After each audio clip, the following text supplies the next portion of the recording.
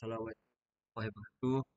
Alhamdulillah, untuk kuliah kedua ni kita akan sama untuk membicarakan mengenai cause of accident and the principle of accident prevention. Sebab-sebab berlakunya kemalangan dan juga prinsip-prinsip kepada pencegahan uh, bela- pencegahan kemalangan lah. Khususnya dalam konteks di tempat kerja, ataupun dekat sekolah dalam konteks makmal, bengkel, studio, yang mana di tempat-tempat yang berlaku ataupun yang lazimnya digunakan latihan-latihan amali lah. Baik, kita dari segi istilahnya accident atau dalam bahasa mudah tu kemalangan lah kan. Kemalangan ni dikatakan sebagai an unplanned event that may result in injury or property damage.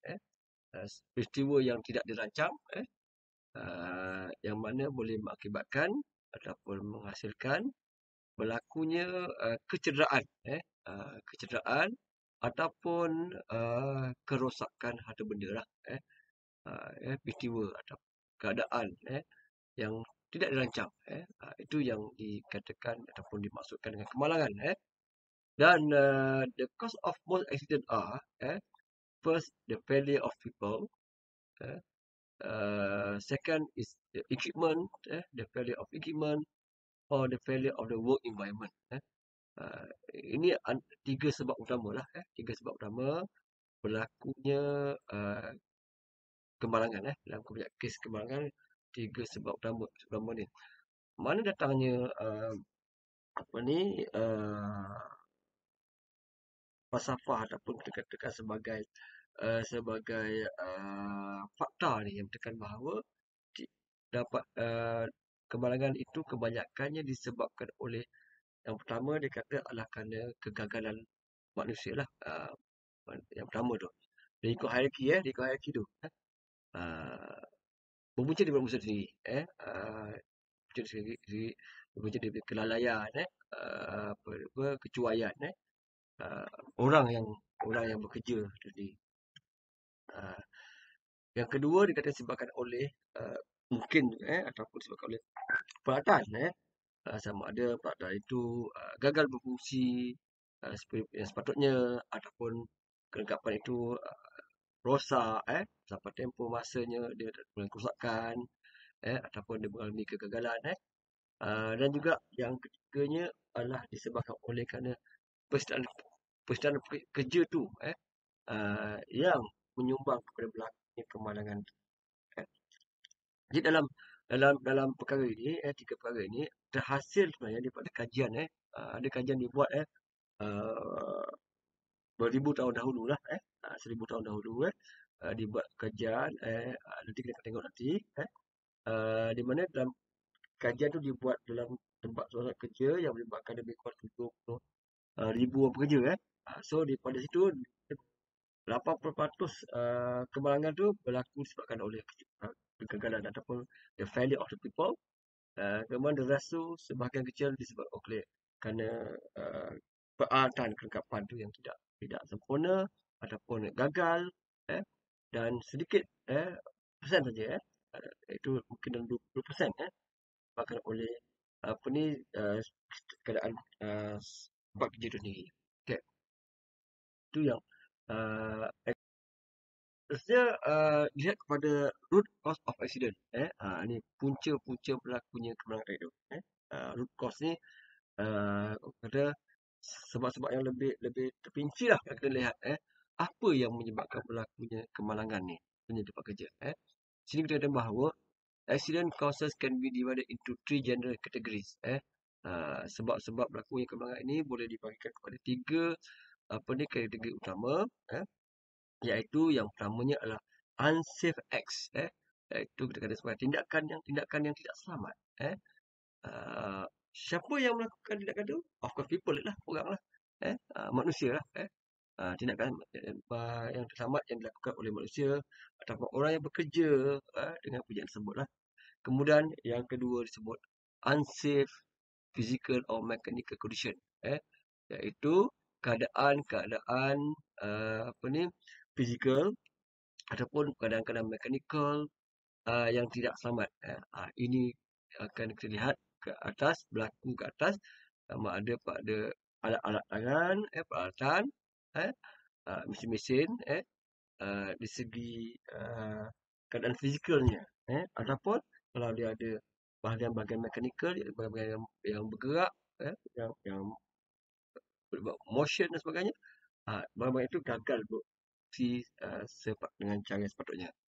Dan yang ketiga, punca utama berlakunya kemalangan inilah kerana unavoidable accident, kemalangan-kemalangan yang memang tak dapat dielakkan, ketindakan tindakan selamat telah diambil,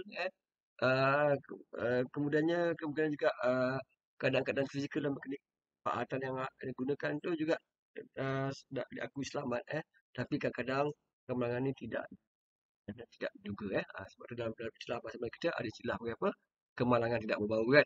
Ini maksudnya inilah, itu kemalangan yang tidak dapat dielakkan, umpamanya berlakunya bencana tiba-tiba, letusan gunung, letusan gunung ataupun gegaran di bawah tanah, tak dapat nak jangka akan menyebabkan runtuh satu bangunan itu, okey. So, itu gambaran yang saya berikanlah mengenai dengan aksiden di mana contoh unsafe condition seperti yang kat kiri tu, dan alat apa ni panggil forklift tu mengangkat beban, mungkin produk buat barangan, tidak ada orang kat situ, tapi keadaan itu dah menunjukkan dalam keadaan yang selamat lah, di mana beban tu dia diangkat tinggi, walau kita memang uh,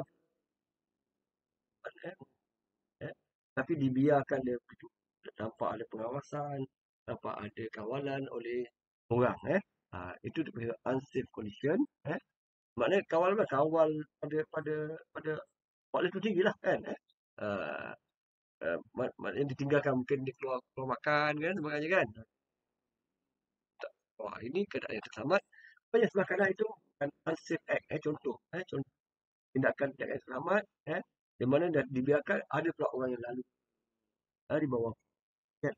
Kan kadang-kadang boleh mengakibatkan apa ni, berlakunya jatuh kotak di atas, dapat sedari boleh akibatkan kemalangan kepada orang yang di bawah.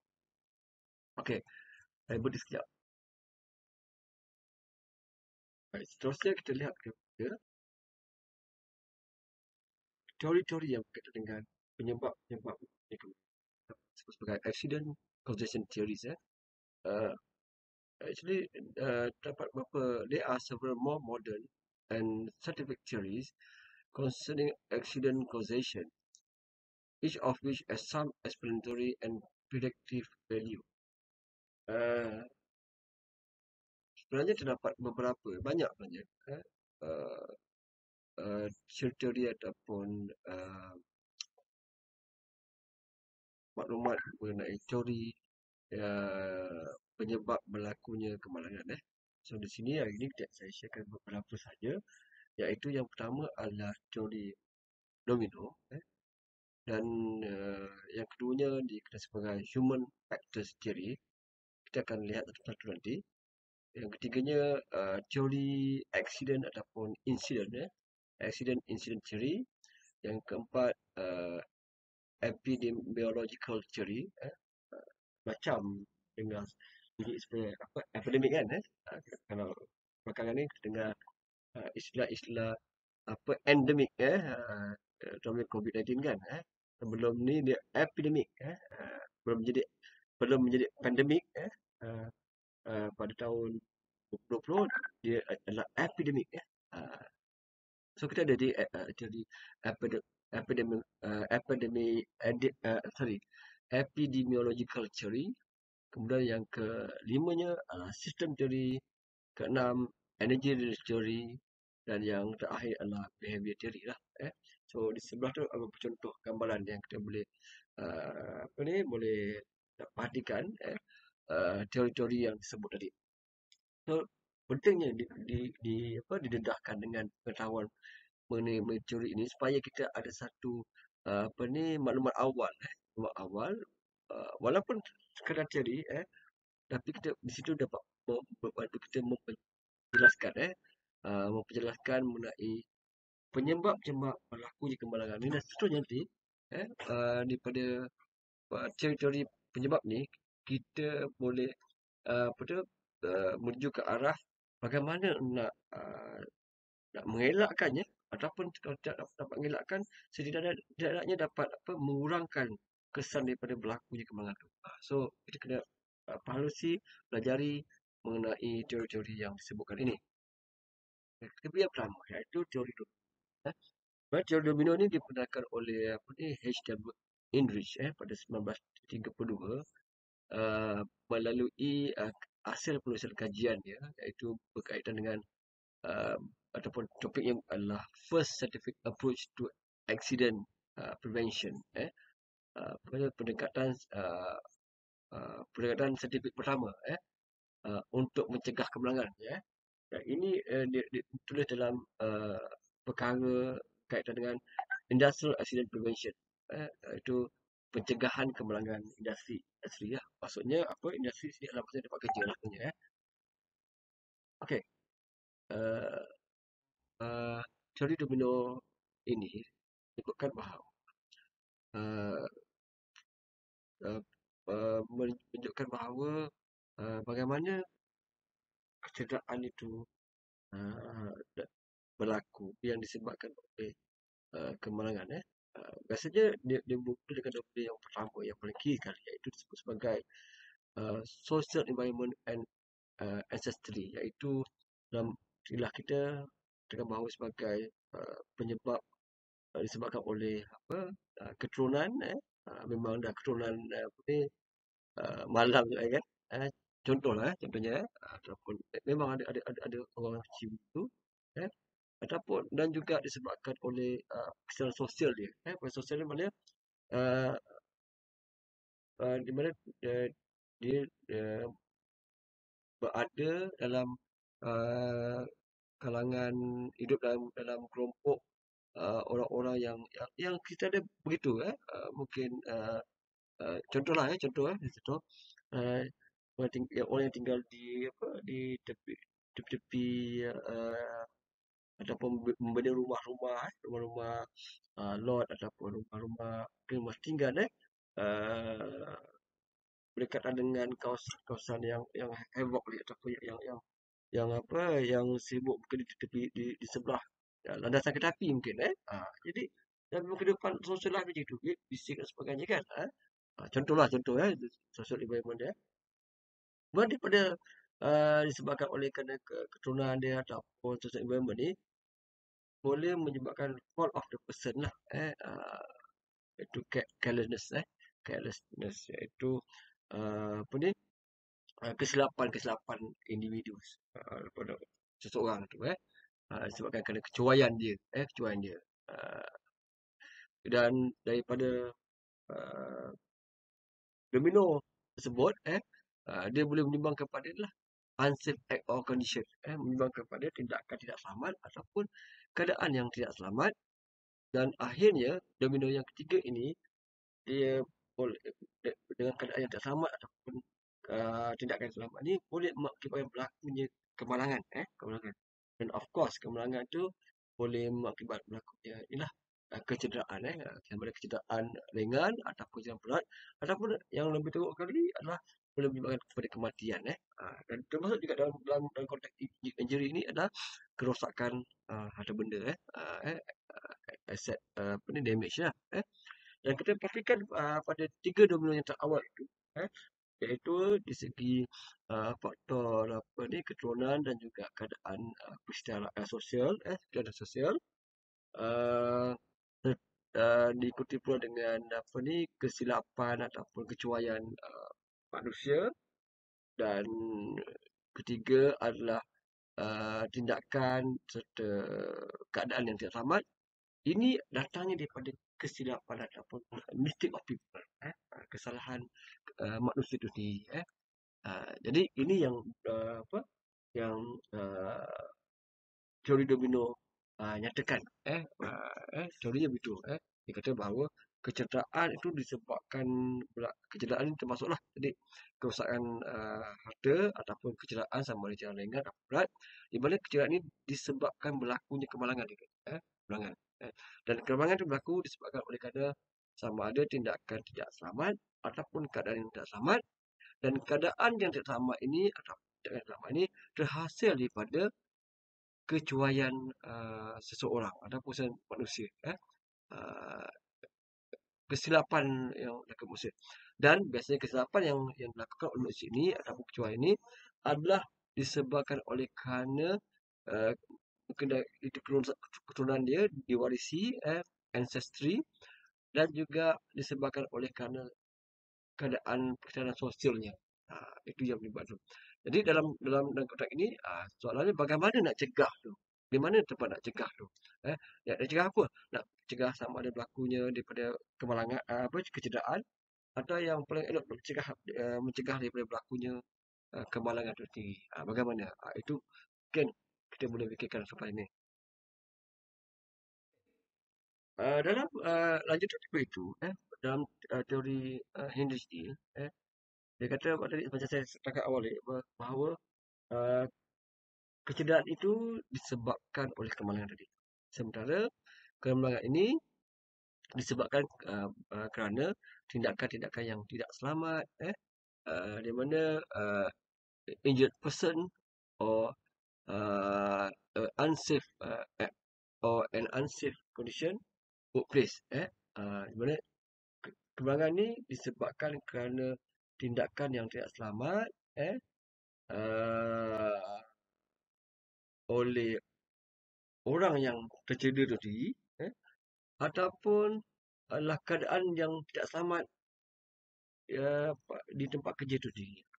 Seterusnya, tindakan dan juga keadaan yang tidak selamat ini disebabkan kerana kecuaian seseorang ataupun sebut tu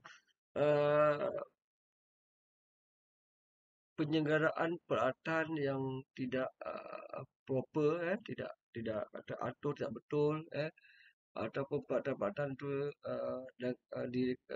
rekaannya tu adalah dalam keadaan yang very poor, ataupun teruk, dia kebedut dengan yang teruk, maka itu menyebabkan berlakunya uh, uh, keadaan yang tidak selamat.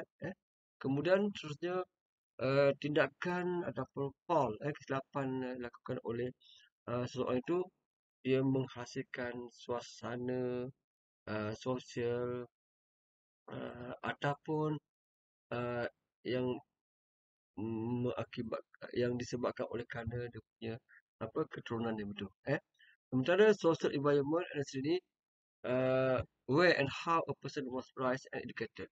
Di mana adalah tempat di mana dan bagaimana seseorang itu dibesarkan dan dididik. Jadi didikan yang diterima tu secara apa dia dibesarkan, itu mengenal baru tadi. Jadi berlaku yang tadi tadi. Okey. Kita lihat segi tindakan tidak selamat. Ada beberapa kategori yang dalam teori English ataupun teori English ni yang tidak selamat ni, iaitu pertamanya adalah operating without clearance.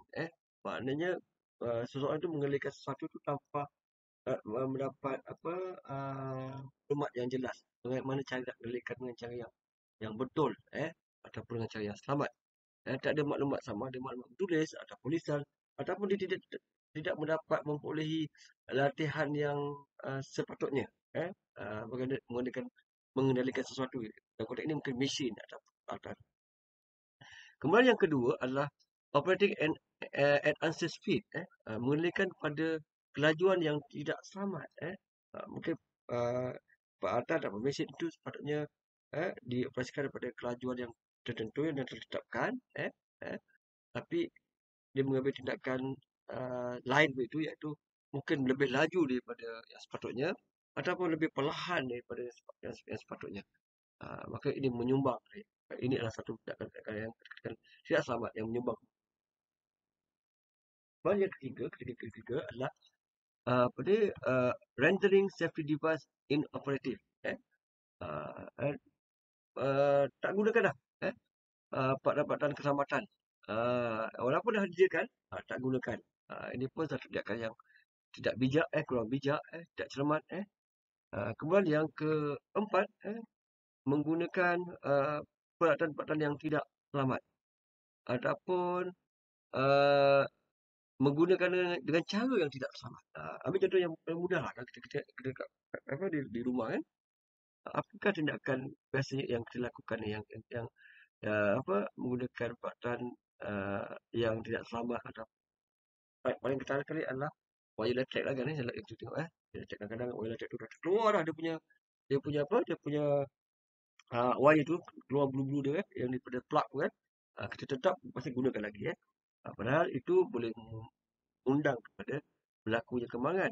Mengapa tidak kita baiki dahulu baru gunakan. eh uh, Okay. Ada juga okay, kita contoh yang lain.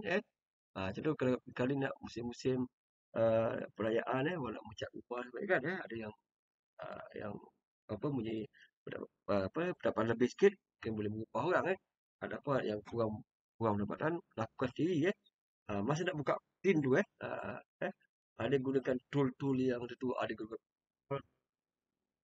itu adalah satu tindakan-tindakan yang tidak selamat yang boleh mengundang kepada berlakunya kemalangan ada bahaya kat situ. Kemudian yang kategori yang kelima adalah unsafe method iaitu kaedah yang tidak selamat. Contohnya loading uh, uh, memunggah memunggah barang ada kaedah cara kalau barang berat macam mana cara dia contohnya kalau kat rumah ni tidak mengangkat apa tong gas kan dulu kan gas dah berkurangan atau takut nak tukar yang baru nak pergi beli baru nak kena hantar yang lama yang kosong ni ke kedai baru boleh tukar beli gas baru kan cara kita angkat macam mana kalau kedai ataupun syarikat tertentu khususnya dia ada alat dia sendiri dia ada troli dia pas untuk apa ni loading apa ni tonggas tadi kita diri macam mana rumah ada yang dia bagus tapi lazimnya tak ada angkat gunakan dua tangan ni angkat kita cara nak angkat tu ada cara yang betul untuk mengelakkan berlakunya kemalangan ataupun kecederaan pada bahagian belakang badan kita kan ada kaedah yang betul jadi salah silap kita angkat ni gunakan beban tu ditampuk oleh bahagian pinggang boleh pakai sakit pinggang tu kan so itu adalah method apa ataupun unsafe method lah silap cara lah cara kita carrying membawa dia tu juga cara mixing mencampurkan bahan-bahan tu dengan cara-cara yang tidak apa tidak selamat kemudian yang kategori yang keenam adalah adopting unsafe position or posture macam tu lah yang disebut tadi iaitu apabila kita mengangkat apa ni tonggas itu contohlah ini kat rumah lah kan tempat kerja sama juga keadaan kan kita menggunakan pakai apa ni cara-cara posisi posisi ataupun postur tu barang yang tidak selamat uh, mengangkat barang tadi tu dan yang ketujuh working on moving or dangerous equipment bekerja uh, dengan pakatan-pakatan yang bergerak ataupun berbahaya uh, contoh kalau kerja mekanik umpamanya mekanik kenderaan motor kan ada kena pasal bergerak apa tu belting engine kan kalau pasal dia bergerak dia putar kan dan dia ada puli tu puli tu boleh logam belting tu dia boleh getah kan walaupun getah tapi kalau tersangkut jari gitu dia putus jari kita eh kalau di dalam bengkel tu ada apa padan-padan yang bergerak sama ada bergerak cara putaran ataupun cara linear kalau linear contoh macam gergaji besi kan dia linear kalau silap guna boleh menyebabkan kecederaan luka pada jari, pada tangan dan sebagainya kan. Kemudian gerudi berputar putar silap guna boleh menyebabkan tangan kita tersangkut itu ataupun pakaian kita tersangkut itu ataupun rambut kita tersangkut itu itu pun boleh mengundang kepada berlakunya kecelakaan ataupun bekerja dengan badan yang memang kita tahu dia berbahaya kan memang dangerous kan tak boleh nak buat apa kan kita kena bekerja tapi mesti ada kaedah teknik yang betul untuk mencegah daripada berlakunya kemalangan. Okay. Kemudian yang ke-8, horseplay. Horseplay, example, distracting, testing, tiling. Eh. Ini istilah lain lah. Takkan selamat. Uh, Bermain-main dan sebagainya kan. Apa lagi? Bermain-main lah. Bermain-main. Contohnya dengan bekerja dengan rakan-rakan di tempat kerja tu kadang bergurau, penat, kadang memang kadang-kadang penat kan. Tapi uh, itu bukanlah apa tu uh, satu uh, uh, keadaan yang membolehkan kita bermain-main di tempat kerja kan. Dengan bekerja tiba-tiba ganggu kawan, usik-usik kawan ada je tu ataupun mengejutkan kawan lalu je kejutkan dia kan. Dia kau tengok dia melata dan sebagainya kan. Itu pun boleh mengundang kepada berlakunya kemalangan. Itu adalah satu tindakan yang tidak selamat. Kemudian failure to wear PPE, kegagalan untuk memakai peralatan perlindungan apa ni, personal protective equipment, peralatan perlindungan uh, personal sendiri. Tak pakai goggle bila bekerja dengan bahan-bahan yang menghasilkan spark ataupun cebisan-cebisan logam dan sebagainya. Itu pun boleh mengundang kepada bahaya pakai goggle ketika mengimpal cahaya yang mana kipas menggunakan cahaya yang terang. Kemudian mengakibatkan kepada apa ni buta sementara ataupun juga boleh mengakibatkan berlakunya buta kekal. Boleh juga boleh mengundang pada berlakunya kemalangan ataupun aksiden dan yang seterusnya lack of concentration, fatigue or ill health, iaitu kurangnya tumpuan masa bekerja. Tak berfokus pada pekerjaan tu. Sebab apa? Sebabkan letih. Ada apa? Ada masalah kesihatan. Batuk-batuk. Datang juga kerja kan. Ataupun keletihan. Kerja lebih masa. Letih. Datang juga. Sambung kerja lagi. Jadi itu boleh mengakibatkan berlakunya apa tu? Kurang konsentrasi atau fokus pada kerja tu. Dan juga adalah satu keadaan yang tidak selamat. Dan yang akhir sekali ialah kategori human factor. Faktor-faktor kemanusiaan lah. Sama ada di segi apa cara bekerja ataupun keadaan tubuh badan kita kan. Saya bekerja kadang-kadang ada orang yang rendah. Dia nak capai satu yang jauh kan. Tapi dengan desain kebentuk tempat kerja yang seperti itu yang tidak apa mesra ataupun tidak menyumbang kepada dia elak daripada kemalangan kan. Nak capai jauh kan pada mesin tu. Itu pun boleh mengundang pada berlakunya kemalangan tempat kerja.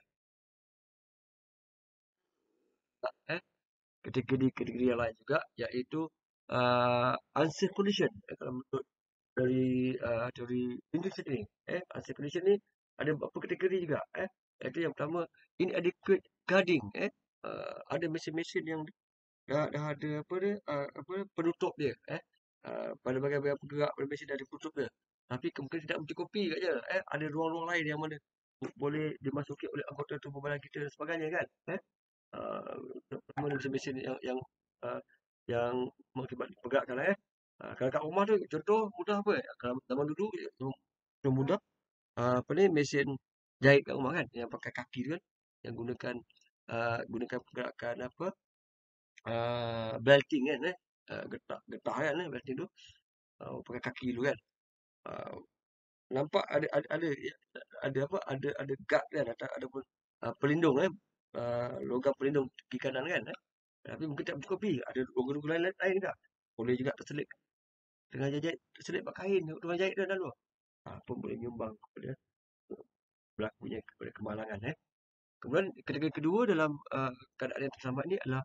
unguarded machinery lah mesin-mesin yang tidak ada pelindung terbuka kan disebabkan memang keadaan sifat dia jadi itu sejak beli macam itu ataupun di ubah suai sendiri oleh pengguna ataupun itu pun boleh mengundang berlaku itu pun dikira sebagai keadaan yang tidak selamat. Kemudian kategori ketiga adalah defective rough sharp, slippery, decay, crack surface. Defect ni maknanya ada kerosakan-kerosakan pada permukaan mesin ataupun benda kerja. Ada bahagian-bahagian yang kasar, kita pegang kasar, bahagian-bahagian tajam. Kemudian bahagian-bahagian yang lantai, licin, di bengkel, uh, lalu je tergelincir. Kemudian ada permukaan-permukaan yang orang panggil apa tu, yang crack, retak, berlakunya keretakan. Maka bila berlaku keretakan tu, of course lah, akan kelihatan apa ni, ada permukaan yang tinggi, ada yang rendah kan. Kalau tidak dibuat sesuatu, orang jalan tersandung, boleh menyebabkan jatuh dan boleh mengakibatkan kemalangan. Kemudian ada permukaan-permukaan ataupun bahagian-bahagian yang reput, decay, reput. Yang mungkin daripada kayu ataupun logam tu dah berkarat, dah reput. Tangga umpamanya, kita naik start, tiba-tiba patah. Itu pun boleh mengundang kemalangan. Kategori yang keempat adalah unsafely designed equipment. Peralatan-peralatan ataupun kelengkapan-kelengkapan yang direka bentuk dan kena selamat. Memang ada. Kadang-kadang peralatan yang berharga murah, yang berbanding yang sedia ada. Itu salah satu tanda lah. Maksudnya murah. Memang kalau murah tak selamat. Tapi kebanyakan yang mungkin untuk jimatkan kos, maka bahan-bahan yang digunakan untuk membina bentuk peralatan tu mungkin yang rendah. Kemudian kategori yang kelima, iaitu poor housekeeping dan congestion. Itu maksudnya sini adalah uh, uh, penyimpanan yang cara menyimpan ataupun meletakkan satu bahan-bahan housekeeping yang tidak teratur, tidak kemas, ataupun sesak satu, tempat kerja tu sesak, penuh dengan barang, laluan tu penuh, production banyak keluar kan, penuh dengan produk kan, jadi sempit. Itu pun satu keadaan. Kemudian seterusnya,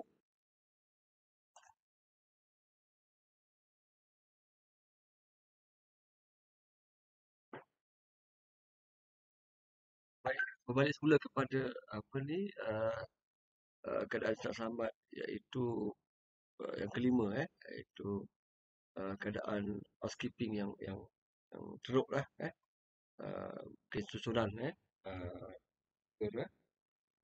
patutnya ada store, kita, kita letakkan bahan-bahan peralatan ataupun production kita.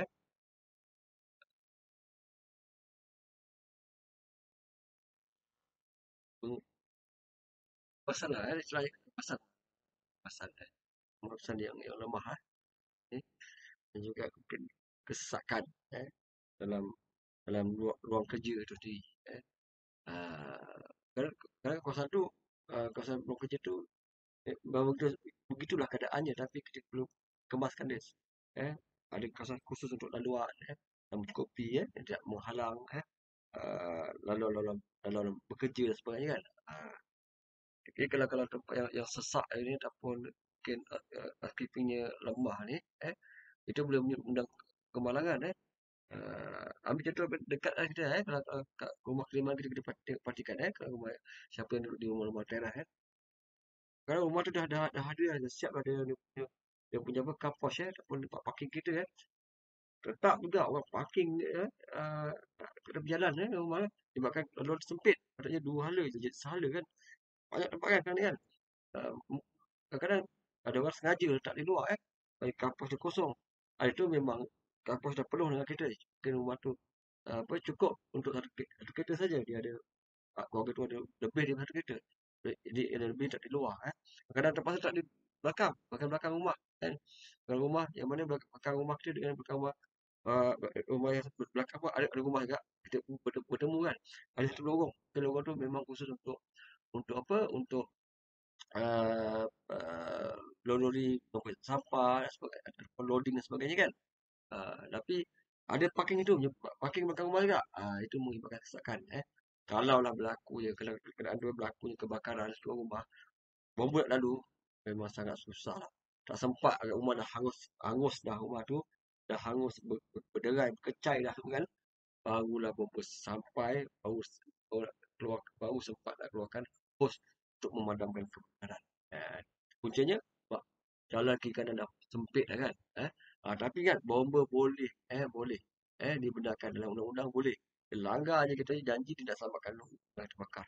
Takut ada kekurangan jiwa kan. Bimbang ada kematian. Dia tak nak selamatkan, padam kebakaran. So, dia boleh langgar je kita ada tu. Kalau perlu, dia boleh. Tidak jadi kesalahan. Dan orang yang mengalami kesalahan tu tanggung sendiri. Silap-silap kena compound. Dengan balis pembenaran ataupun Jabatan Pengelola Jalan. Boleh di compound. Boleh lah kata. Ah, Itu yang kelima. Yang keenam, keadaan yang tak selamat juga adalah yang boleh lihat contoh kategori dia adalah uh, pencahayaan yang tidak mencukupi. Kemudian glare, silau, ada reflection pula tu, ada apa? Uh, Reflect lah. Cahaya tu memancar semula kan. Ada yang kerja memancar daripada cermin tingkap kan.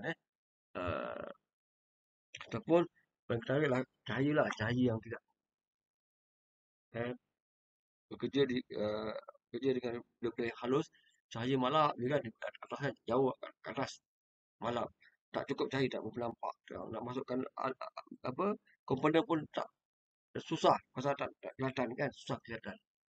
Lama-lama boleh menyebabkan kalau orang yang apa, orang yang bekerja tu boleh menyebabkan apa ni kerabunan ada. Buta pun boleh juga ah, sebab cahaya tu. Kemudian yang ketujuh adalah pengudaan yang tidak mencukupi, inadequate ventilation and contaminated air lah. Apa maksud maksud apa ni inadequate ventilation ni? Inadequate apa ni ventilation ni bermaksud adalah pengudaan dalam tu yang tidak mencukupi untuk bekerja sendiri. Mungkin terlalu panas and terlalu panas menyebabkan keadaan bekerja tersesa berpeluh-peluh kan tu kan. Memanglah satu tempat tu memang panas kan, takkanlah bengkel apa kereta nak pasang aircon kan nak tersiu kan tapi berpada-pada lah kan jangan dia akan terlalu panas dia tidak selesa ataupun terlalu sejuk satu aircon kuat sejuk sangat maka tidak selesa untuk bekerja bahkan pekerja ngantuk cepat ngantuk kan itu pun dia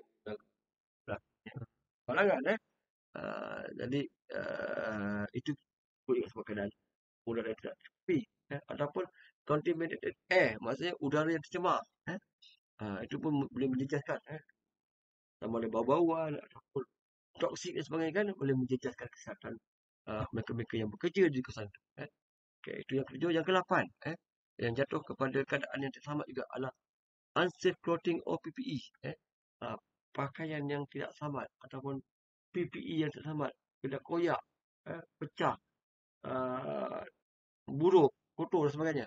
Itu pun adalah satu keadaan yang tidak selamat yang boleh menyumbang kepada berlakunya kecederaan dan kemalangan.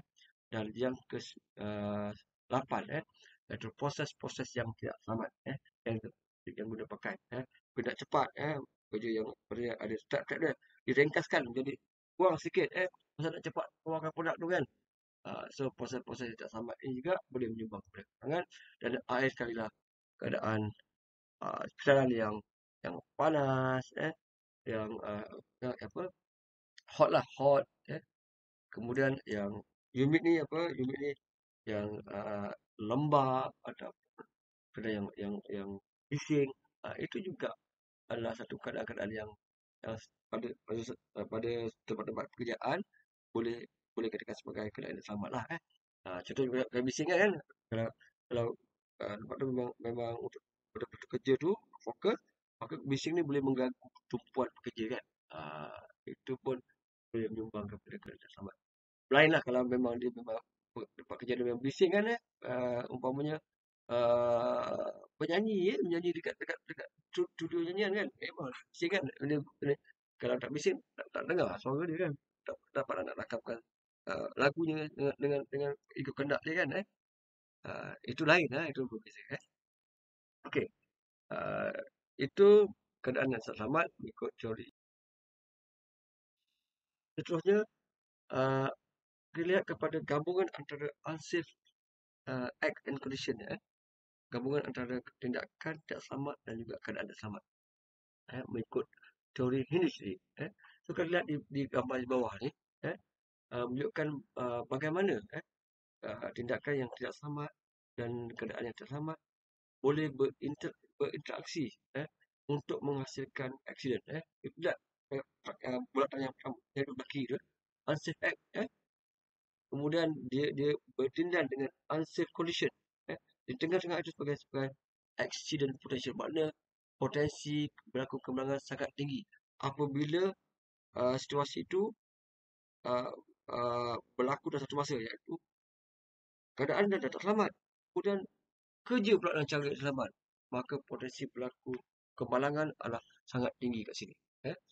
So saya sebut dulu, accident potential is increased when unsafe act and condition occur simultaneously. Iaitu apabila keadaan dan juga tindakan terlambat berlaku secara serentak dalam satu masa tu. Contohnya apa? Contoh kita kerja di dalam yang apa? Kawasan yang skippingnya lemah ni kan, lemah kemudian sambil lewa buat kerja tu kan, sambil lewa tolak troli tu kan, tak kisah, tak tengok dah, apalah dah biasa dah tu kan, rasa confident kan. Dan terlanggar, jatuh produk-produk yang apa, produk yang dah yang telah nyesak dari laluan sepatutnya ada orang dan sebagainya kan, kendaraan dan sebagainya terlanggar apa tu. Maka berlakunya kemalangan tu sangat tinggi pada kenderaan itu. Of course lah, this is not to say that an act or condition alone could not result in accident. Bukanlah maknanya keadaan tak selamat tu uh, uh, tak boleh menyumbang kemalangan. Boleh juga. Ataupun keadaan tak selamat tu, keadaan yang tak selamat tu tak akan berlaku kemalangan. Tak, boleh juga berlaku kemalangan. Bukan maksud itu. Maksudnya ni, kalau kedua-dua ni berlaku serentak, unsafe act and unsafe condition occur simultaneously, maka the potential of accident is very high. Itu maksudnya sini. Okey, saya beri sekejap. Seterusnya, ada juga ada overload, tapi yang keduanya adalah faktor apa ni, ergonomic track. Pernah dengar perkataan ergonomic ni? Ergonomic ni adalah satu istilah dalam kejuruteraan yang menggambarkan bahawa design tempat kerja itu ataupun keadaan kerja itu sesuai atau tidak sesuai dengan keadaan tubuh badan manusia. Itu pengertian ergonomik. So trap ataupun perangkap ergonomik ini adalah salah satu teori dalam teori kemalangan ataupun penyebab kemalangan dan teori accident. Kemudian yang tiga, decision to error, keputusan apa tu yang silap, keputusan yang silap dibuat dan fikir ni. Itu yang pertama. Overload, termasuk dalam overload ni ialah terlebih beban ni lah, tekanan lah, apa tekanan perasaan saya sebut tadi lah, tekanan perasaan dan tekanan jiwa dan sebagainya kan. Tertekan kerja ni kan, banyak arahan sampai dalam satu masa sampai dia tak boleh nak terima sesuatu yang patut dibuat dahulu, kemudian dan sebagainya kan. Itu pressure. Kemudian yang kedua, fatigue, dalam keadaan keletihan, kena kerja lebih masa ataupun baru nak rehat dah dipanggil buat kerja ni. Kan?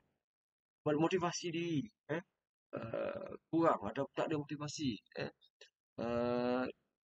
disebabkan macam-macam lah, masalah peribadi sebagainya kan.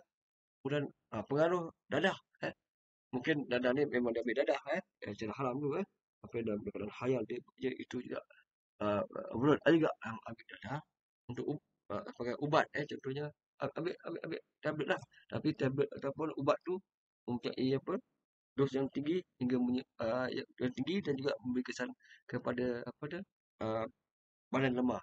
Contoh apa? Contohnya Berbatuk kan, ada buat batuk yang mengantuk kan, mengantuk datang bekerja buat tu. Jadi dia khayal, itu pun overload. Yang kelima adalah overload alkohol, mengambil minuman keras lah. Ah, eh, jadi itu juga adalah boleh mengakibatkan pada insiden atau kemarahan. Dan yang akhir sekali tak overload adalah worry, rasa kecemasan yang tidak terbendung, yang tidak tertahan. Bimbang je buat kerja ni kan, takut je buat kerja ni kan. So hilang confident dia. So ini dikategorikan sebagai overload lah, dapat lebih beban. Kemudian untuk perangkap ekonomik ini, dilihat bahawa uh, contoh-contohnya adalah incompatible workstation, tempat kerja tadi tu yang tidak sesuai, uh, tidak compatible lah. Contohnya apa? Size dia terlalu besar atau terlalu kecil, begitu. Uh, Bos dia, kemudian tidak capai dia ni bagai ekonomi dia ni. Tak capai jauh, waktu rendah sebenarnya. Nak kerja di tempat tu tinggi, waktu rendah ataupun tempat tu rendah, awalnya tinggi, sampaikan apa tu, anggota tubuh dia sebagai anggota tubuh dia sentuh dengan kawasan tertentu yang menjejaskan penumpuan dia kan. Kemudian uh, feel feel ganggu perasaan sebenarnya kan, tu economic trap kan. Kemudian yang kedua lah incompatible expectation, uh, uh, anggapan yang salah lah, yang salah, uh, rasa dia macam boleh capai kerja tu kan, tinggi, tapi punya silap. Kemudian yang ketiga adalah decision to error, kesilapan, apa dia, keputusan yang silap dibuat, umpamanya misjudgment of the risk, kesilapan menilai risiko tu tadi, uh, rasa macam rasa apa, tidaklah berapa risiko, bila buat, berlaku pula kemenangan ni risiko tinggi kan sebenarnya kan.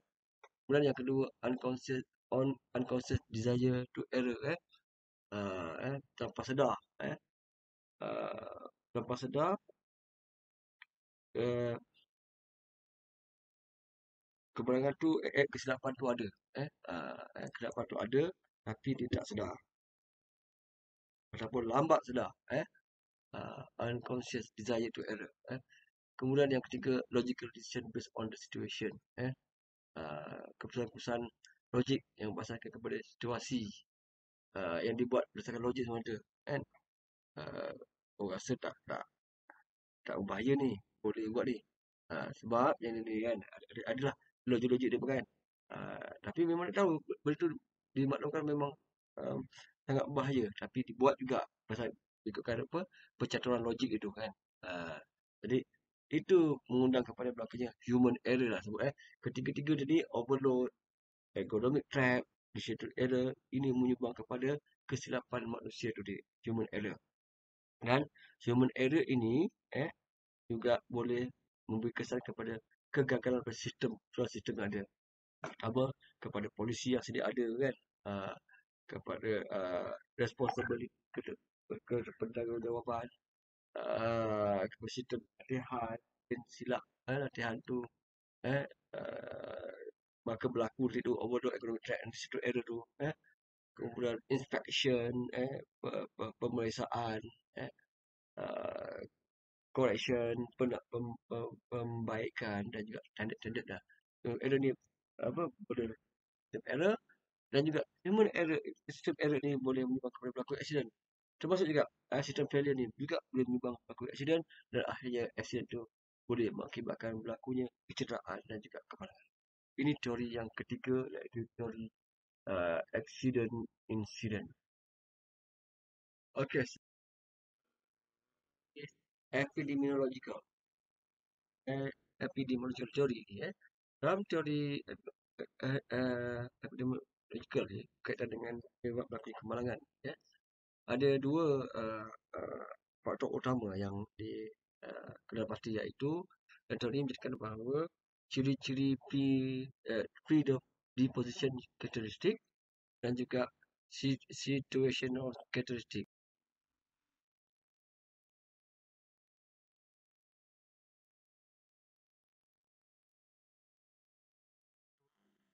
yang pertama adalah ciri-ciri kecenderungan, dan yang kedua adalah ciri-ciri situasi lah.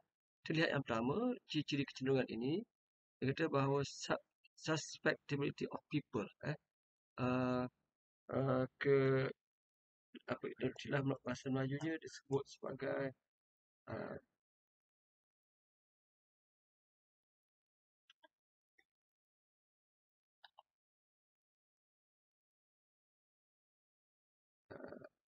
kerentanan, kerentanan orang, kerentanan orang. Uh, apa kerentanan orang ni? Kerentanan ni uh, dah sememang dia begitu. Eh, dia memang macam tu. Yang yang yang yang yang si malang lah kan, dia si malang lah, kan. Yang keduanya dalam predisposition statistik ni adalah persepsi dia sesuatu. Persepsi seseorang mengenai kerjaan tu, kan. Kadang-kadang dia anggap mudah je kan. Persepsi dia kan. Dia belum pernah buat lagi. Belum pernah lakukan lagi pekerjaan tu, tapi dia ada persepsi begitu. Okay. Kemudian yang ketiga dalam ciri-ciri predisposition ni adalah faktor-faktor persialan. Yang kita sebut sebelum ini. Okay, itu yang pertama, predisposition.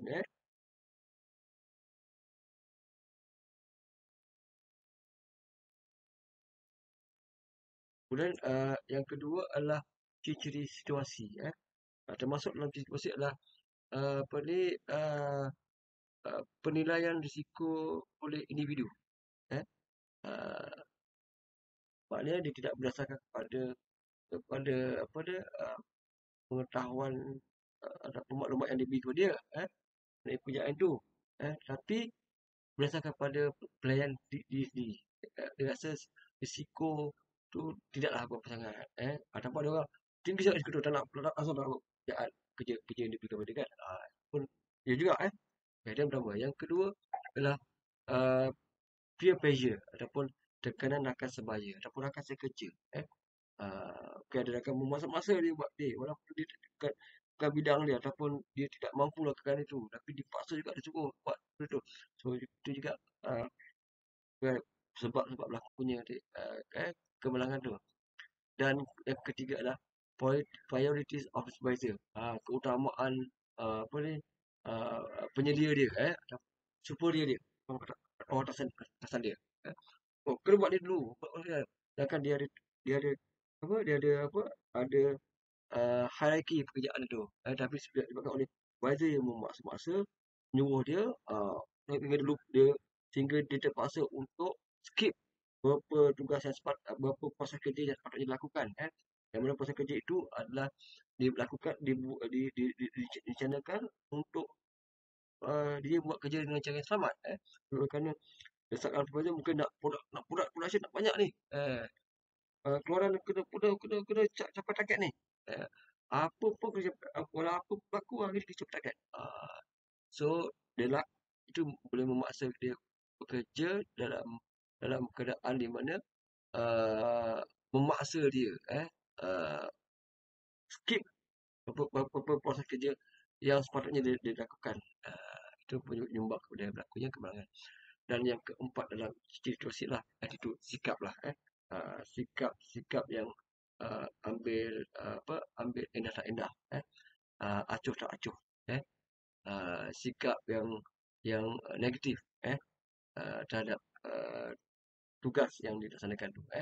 Macam tadi lah, mungkin sikap dia ataupun sikap supervisor dia sendiri. Nak cepat je buat kerja kan. Okay. So kedua-dua ini ciri-ciri ini iaitu ciri-ciri kecenderungan dan juga ciri-ciri situasi ini ini boleh menyebabkan berlakunya keadaan kemalangan dan juga jika diambil serius maka kedua-duanya ini boleh digunakan untuk mencegah berlakunya keadaan kemalangan. That's right. Okay. Terusnya kita ada teori sistem. Teori sistem ini melingkari kepada tiga perkara pokok iaitu life where iaitu kepada manusia, eh, kemudian mission system, iaitu hardware, eh, dan yang ketiga adalah surrounding ataupun environment berjalan. So gabungan ketiga-tiga ini ataupun interaksi ketiga-tiga ini disebut bahawa boleh jika salah satunya berlaku atau berlakunya gabungan antara dua dua elemen yang ada ataupun gabungan ketiga-tiga elemen dia berinteraksi, maka dia boleh menyumbang kepada berlakunya di kemalangan. Contohnya pada manusia, manusia dengan sendiri dengan sikap dia yang indah tak indah, acuh tak acuh, mengenai aspek cara kita selamat, kemudian digabung dengan kesalahan tu memang kesalahan tu kesalahan yang extremely sangat berbahaya kan. Umpamanya kesalahan yang penuh dengan toksik ataupun kesalahan yang penuh dengan gas-gas flammable, mudah terbakar kan. Yang ni pun kerja macam tak acuh sampai kerja sat boleh menyebabkan letupan. Gabungan ni ah, lengkap jadi satu sistem teori lah. Masing-masing ni menyumbang lah. Itu liveware tu dia menyumbang bergabung dengan machine system tu hardware. Dia pun boleh dia bergabung dua ni boleh menyumbang kepada ataupun machine system ataupun hardware ni dengan environment dia bergabung tak boleh menyumbang. Okey, contohnya kita lihat pada prinsip-prinsip untuk pencegahan perangan. Macam nak cegah perangan tu, apakah prinsip-prinsip dia? Saya lihat daripada rajak ini is,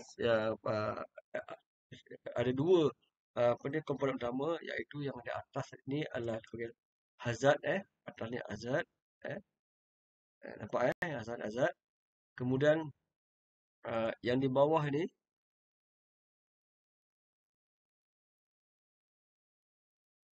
ni hazard, atas ni iaitu hazard ni apa? Hazard ni bahaya, bahaya. Bukan kemenangan, bahaya. Yang bahaya. Kemudian yang bawah ni person, individu lah, orang. So orang manusia tu dengan bahaya tu dia ada ruang, ada space dia, macam ni lah, ada space dia. Lihat, okey, kita lihat yang tengok yang sebelah kiri sekali. Ah, ruang ni adalah kita untuk mengelakkan apa tu seseorang daripada bahaya tu, maka kita boleh asingkan antara orang dengan bahaya, dengan ruang tu. So yang bahagian atas ni, atas space ni dipanggil pembendungan. Memang kita akui bahawa kita dengan bahaya tidak dapat dielakkan, tapi boleh dibendung. Dibendung. Kemudian di bawah ini adalah protection, perlindungan. Perlindungan pada nak cegah lah daripada bahaya tu, elakkan dia berlaku kan. So kaedah dia kita asingkan kedua ni, kedua-dua ni, kedua-duaan ni.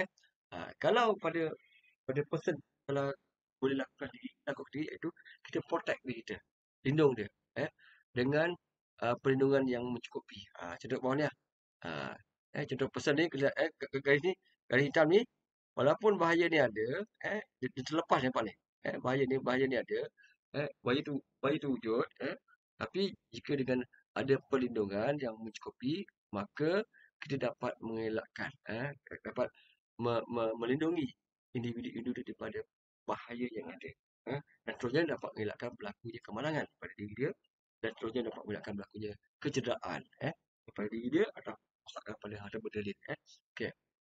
Tengok yang bahagian kedua sebelah ni, Planet Emergency Response. Katalah kita ada sediakan satu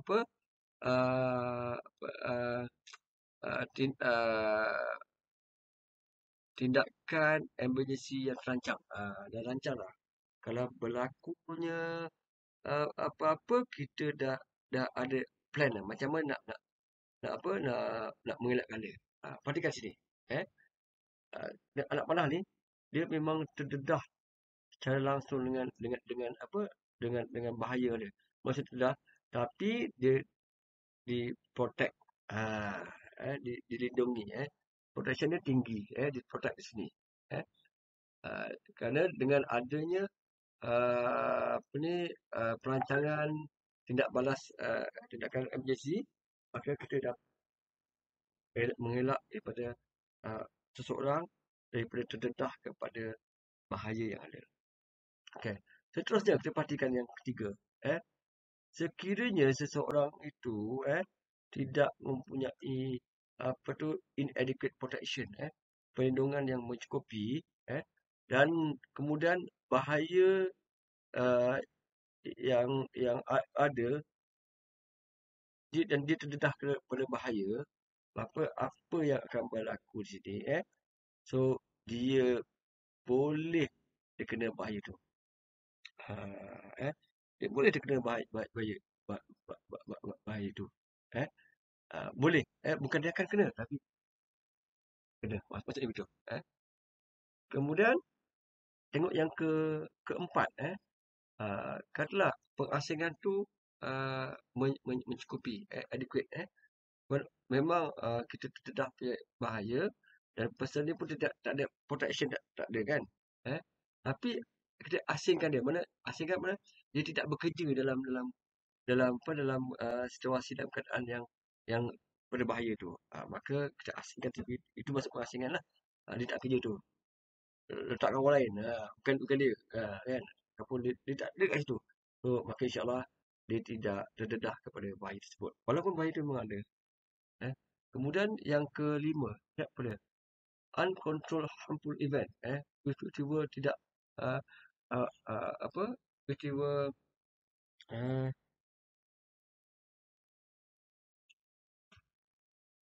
apa? Peristiwa keadaan-keadaan yang memudaratkan yang tidak terkawal. Eh? Uh, yang ini boleh mengakibatkan merendahkan seseorang itu direct langsung kepada bahaya yang ada, bencana yang ada. Dia berdedah langsung. Dia boleh mendapat kemenangan kepada dia. Tidak ada separation ataupun pengasingan dia kan. Yang ni keadaan di mana kita dapat membendung bahaya daripada dia. Dan seterusnya, yang keenam, uncontrolled dangerous behavior. Tingkah laku bahaya yang tidak terkawal.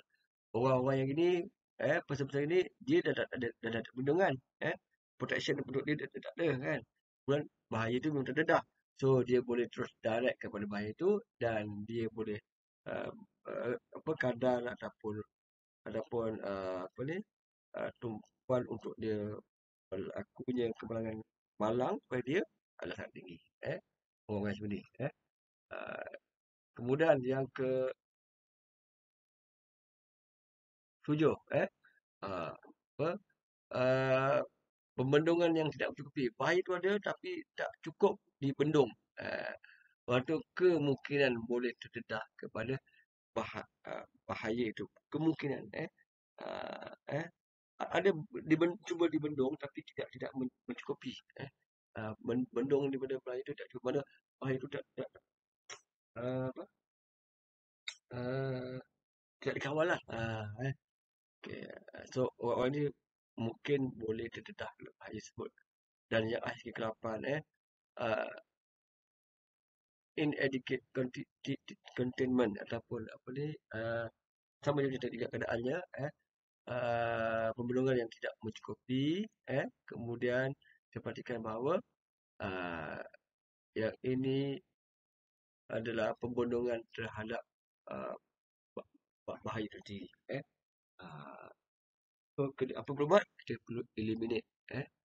Boleh eliminate terus bahaya itu daripada individu-individu tempat kerja. Itu prinsip-prinsip pencegahan kemalangan lah.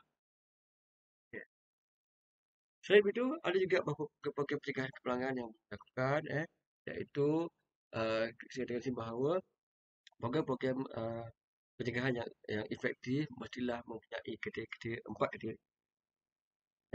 Yang pertama, pengurusan dan juga kerja mestilah bekerjasama antara sama lain, corporate, pengurusan menetapkan peraturan-peraturan, memantau dan sebagainya.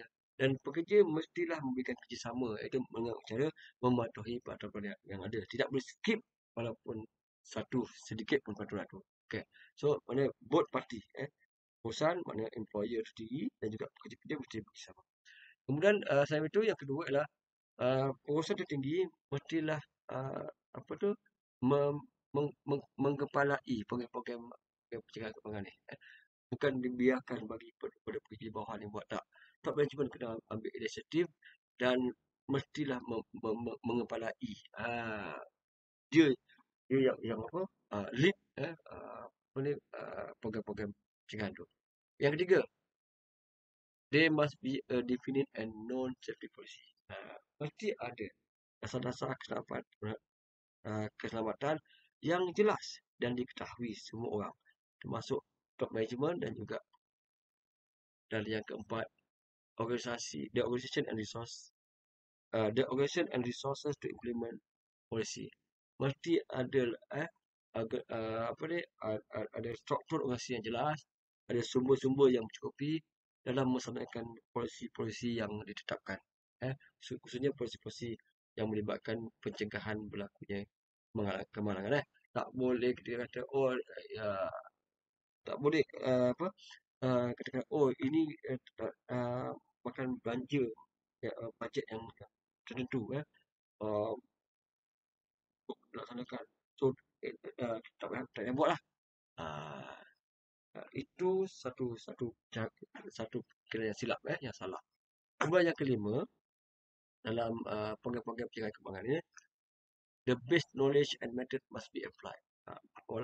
Segala bentuk kaedah ataupun pendakwaan yang terbaik mesti digunakan dalam program-program ini. Program pencegahan keuangan.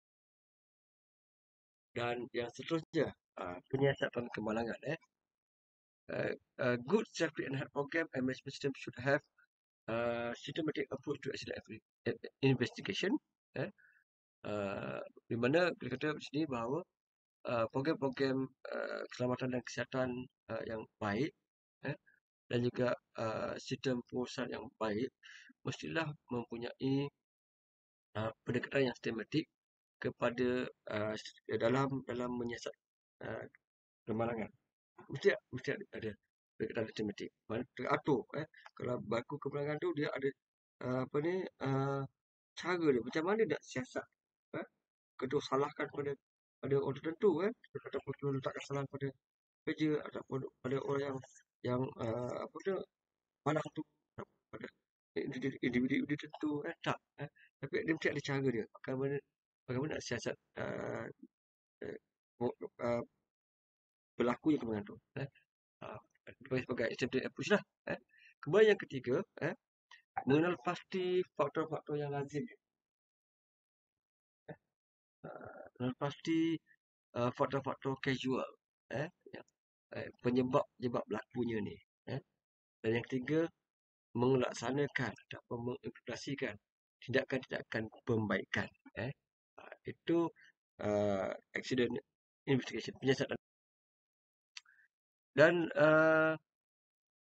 kualiti penyiasatan kemalangan itu bergantung kepada beberapa perkara.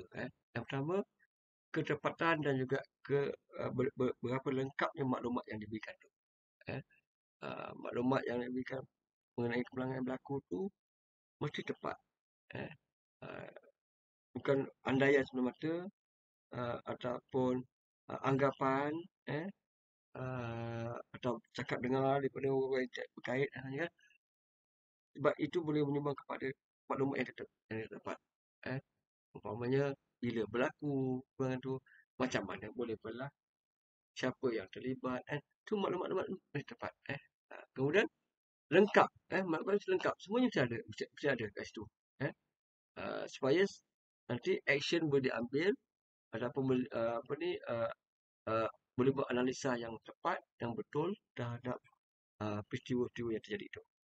Dan yang kedua, clarity and completeness of description of the sequence of events leading to accident and casual factors. Apa maksud tu? Clarity tu maksudnya clarity ni adalah jelas. Description yang diberikan tu adalah jelas. Dan juga sangat lengkap. Lengkap dengan peristiwa sequence, makna kronologi peristiwa yang menyebabkan berlaku accident.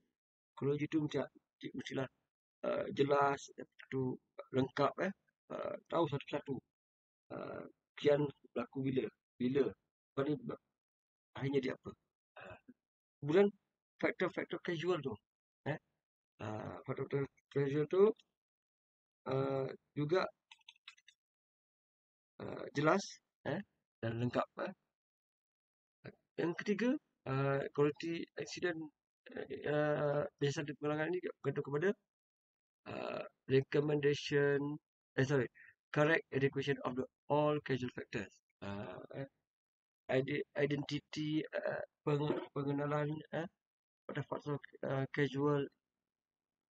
Yang keempat, recommendation of corrective action, cadangan-cadangan kepada tindakan perbaikan ataupun tindakan pengenalan untuk mengurangkan ataupun juga untuk menghapuskan terus eliminate kemungkinan berlakunya peristiwa yang sama. Yang berikutnya, improve sistem pengurusan. Dan yang kelima, dalam dalam kualiti penyiasatan kemalangan yang bergantung kepada tindakan-tindakan pembetulan yang sedia ada yang telah diambil. Dan yang akhir sekali, proper review and sign off. Semakkan yang teliti, teratur, dan juga